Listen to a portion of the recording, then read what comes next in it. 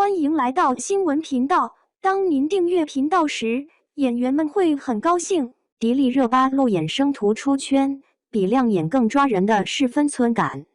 那张生图最抓人的地方，不是迪丽热巴站在灯光下有多亮眼，而是她侧过身，微微弯腰去听小演员说话的那一瞬间。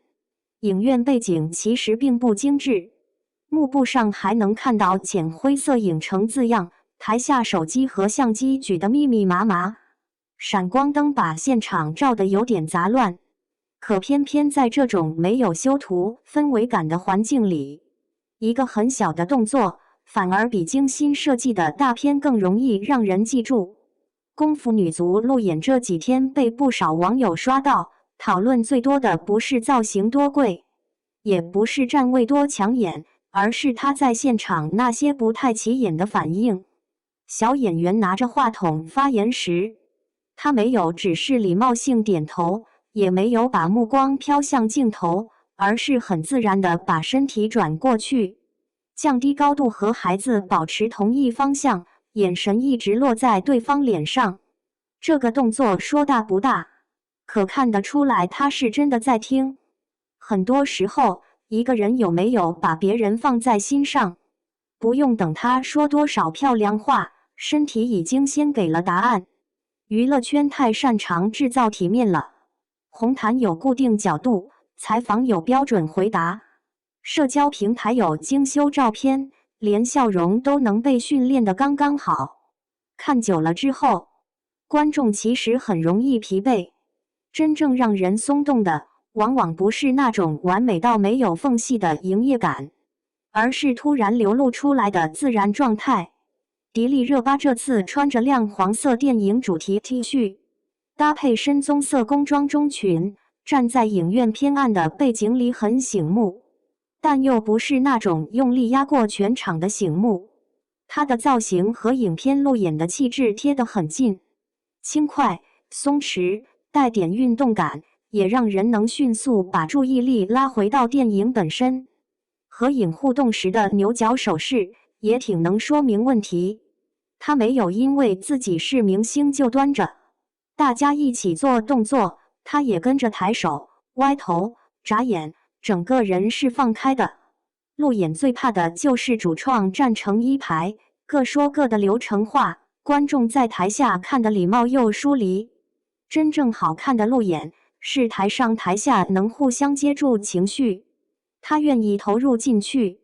现场气氛自然会被带起来，观众也会觉得这不是一场冷冰冰的宣传任务，而是一群人真心想把作品介绍给大家。被现场趣事逗笑时，他抬手捂住嘴，眉眼弯起来，那种笑不是镜头前常见的标准表情。说实话，女明星当然都知道怎样笑更好，怎样面对镜头更稳妥。可也正因为大家太熟悉那套规则，才会被这种没来得及修饰的反应击中。她那一下更像普通人在朋友聊天里突然被逗乐，带着一点真实的不好意思。明星和观众之间的距离感，很多时候不是咖位造成的，而是过度包装带来的。一个自然的小表情，反倒能让人意识到，他首先也是一个会认真听，会被逗笑，会把现场氛围放在心上的人。更难得的是，他并不是一直处在外放状态。轮到主创发言时，他很快收住笑意，双手握着话筒站好，视线跟着发言者走，没有四处张望，也没有用多余动作抢镜。松弛和散漫其实不是一回事，真正的分寸感是该热闹的时候不扫兴，该安静的时候不走神。他在现场呈现出来的状态，恰好是这两者之间的平衡，互动时足够鲜活，聆听时又足够专注。这次路演还有一个容易被忽略的细节，就是他没有把活动变成个人造型秀。电影宣传现场最重要的主角应该是作品，而不是某一个人的流量。导演、主演和小演员们一起站在台上，手里拿着同款宣传手牌，大家的姿态都在往电影本身靠。迪丽热巴的人气当然会给功夫女足带来关注，这一点没必要回避，但人气只是把观众带到入口，真正能不能让大家买票、讨论、推荐，还是要看影片内容能不能立住。功夫女足这个片名本身就带着很鲜明的类型气质，运动、喜剧、女性群像，这几个元素放在一起，天然就有热闹感，也有很多可以落到人物成长上的空间。观众会期待它好笑，也会期待它不只是好笑。尤其是女足2个字，很容易让人联想到拼劲、团队、困境里的不服输。如果影片能把这种劲儿拍出来，把角色的狼狈、倔强和互相支撑拍得真一点，它就不只是热闹一场的合家欢，而是能留下情绪回响的作品。所以这次生图出圈，看似是迪丽热巴的个人状态被夸，往深处其实也说明观众现在越来越在意真。大家不缺漂亮照片，也不缺热搜话题，缺的是能让人相信的细节。你说一个演员敬业，观众未必马上买账；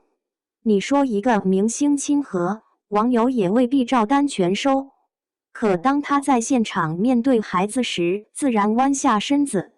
面对同事发言时安静倾听；面对观众互动时认真回应，这些碎片会慢慢拼出一个更可信的印象。流量明星这几个字，过去常常带着争议，有人会默认他们离作品很远，离粉丝很近，离话题很近，离角色很远。但偏见也不是不能被改变，它往往就被这种小到不能再小的现场瞬间一点点松开。一次路演不能证明所有事，却能让人看到一个艺人对待工作的态度。比起把自己永远放在最亮的位置，愿意和主创一起把作品推到前面，已经是一种很聪明也很体面的选择。观众记住的从来不只是漂亮脸蛋，真正能留住好感的是细节里透出来的教养和分寸，是面对不同人时都不轻慢的态度，也是把作品当成核心去宣传的清醒。功夫女足最终能走多远，还要交给银幕和口碑来回答。但至少在这场路演里，迪丽热巴让很多人看见了流量之外的另一面，不抢、不飘、不敷衍，站在热闹中央，却没有把热闹只留给自己。